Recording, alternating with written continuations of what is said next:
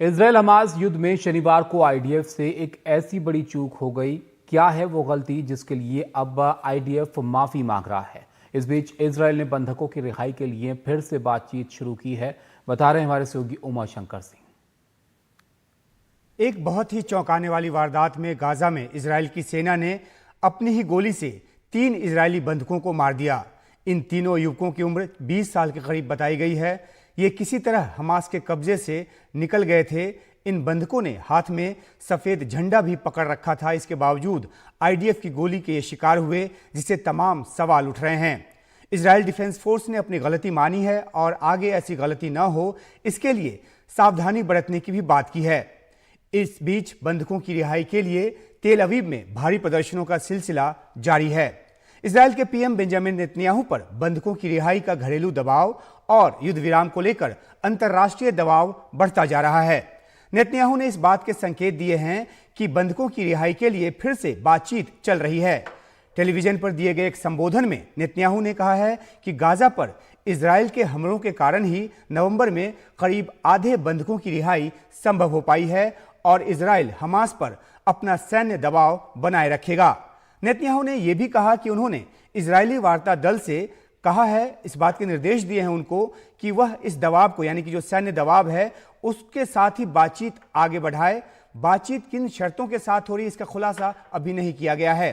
पहले का फॉर्मूला था कि हर 10 बंधक के बदले 1 दिन का युद्ध विराम और 30 फिलिस्तीनी कैदियों की रिहाई।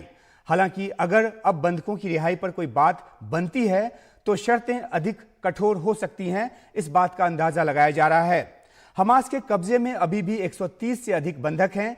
7 अक्टूबर के आतंकी हमले के दौरान हमास ने 240 से अधिक इजरायलियों को बंधक बना लिया था, जिसमें से कई दोहरी नागरिकता वाले भी बंधक शामिल हैं। हाल ही में 7 दिनों तक चले युद्ध विराम के दौरान 110 बंधकों को रिहा कराया गया।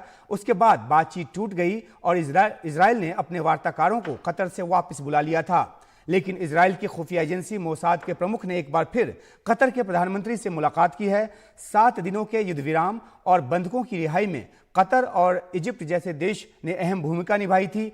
बाकी बंधकों को छुड़ाने में भी कतर लगातार मध्यस्थता कर रहा है। शनिवार को कतर की तरफ से इस बात की पुष्टि भी की गई।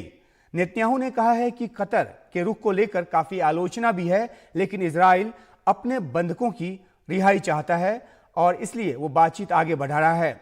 दूसरी तरफ हमास की तरफ से एक बयान जारी किया गया है और जो बयान सामने आया है उसमें कहा गया है कि जब तक इजरायल गाजा के लोगों के खिलाफ हमले नहीं रोकेगा तब तक वह फिलिस्तीनी कैदियों के बदले बंधकों की रिहाई पर बातचीत नहीं करेगा। करीब 70 इजरायली बंधकों की रिहाई के बदले इजरायल की जेलों से 210 फिलिस्तीनी कैदी छोड़े गए थे।